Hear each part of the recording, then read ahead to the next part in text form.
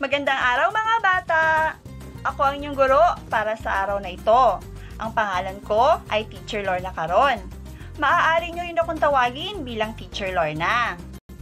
Meron tayong mga alituntunin na dapat nararapat lamang na tayo ay kumain na upang sa ganon tayo ay makapakinig ng maayos. Gayon din, kinakailangan na komportable at maayos ang ating kasuotan. Nais ko rin na kayo ay makinig at tumingin sa akin. Ganito. Hocus, pocus, focus. Tama. Ngayon, handang-handa na kayo. Simulan na natin. Para sa araw na ito, ang ating paksa ay ang mahalagang pangyayari sa buhay. Para sa Araling Panlipunan 1, unang markahan. Ako ay natatangi. Quarter 1, Week 3. Handa na ba kayo? Simulan na natin.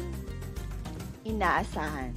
Natutukoy ang mga mahalagang pangyayari sa buhay simula isilang hanggang sa kasalukuyang edad gamit ang mga larawan.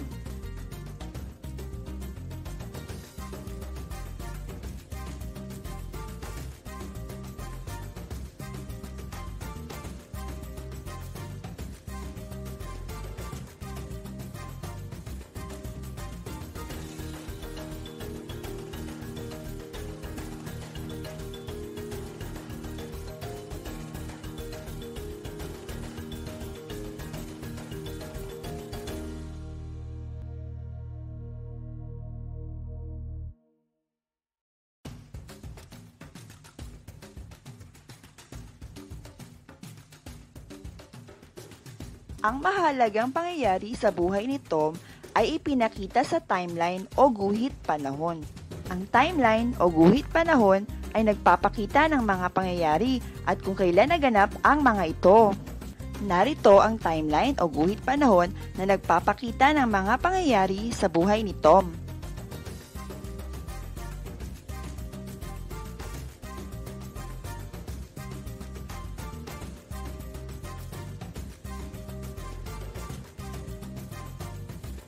Tandaan, may mga mahalagang pangyayari sa buhay ng bawat tao simula ng isilang hanggang sa paglaki. Ito ay ang mga sumusunod.